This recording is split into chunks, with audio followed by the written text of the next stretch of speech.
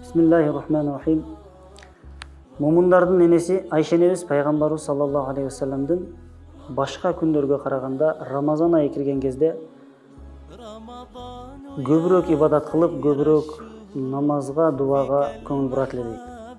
Ал эми Рамазан айындагы кылган ибадаттарына караганда Рамазандын акыркы 10 күндүгү келген кезде дагы да көбүрөөк ибадатка, кулчулукка басым жасайт экен эле.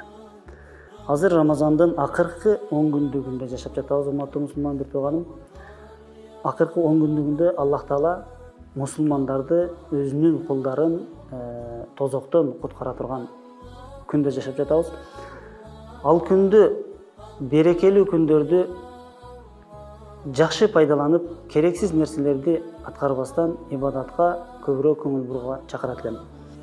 Рамазандын акыркы 10 күндүгүндө мусулмандар үчүн, момундар үчүн өтө кадырлуу болгон Кадыр кечеси бар. Айшенебиз пайгамбарыбыздан сурайт: "Эгерде Кадыр кечесин билип калсам, Кадыр кечесине туш болуп калсам, анда мен эмнени айтышым керек?" деген кезде пайгамбарыбыз Айшенебизге ушул дуаны үйрөткөн экен эле. Аллахумма иннеке афуун каримун тухиббул афва фа'фу анни. Аллахым, сен кечиримдүүсүң, кечиргенди жакшы көрөсүң. Мени кечиргин деп көп-көп дуа кылгын деп пайгамбарыбыз Айшенебизге үйрөткөн экен эле. Урматтуу мусулман бир тууганым, Рамазандын акыркы 10 күндүгү бул мусулмандар үчүн, момундар үчүн берилген өтө чоң мүмкүнчүлүк. Ал бир жылда гана келе турган нерсе.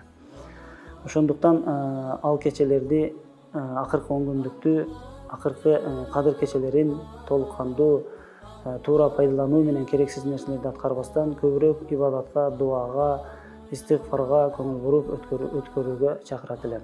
Кудай Таалам туткан орозоңузду кабыл кылсын. Вассаламу алейкум ва рахматуллахи ва баракатух.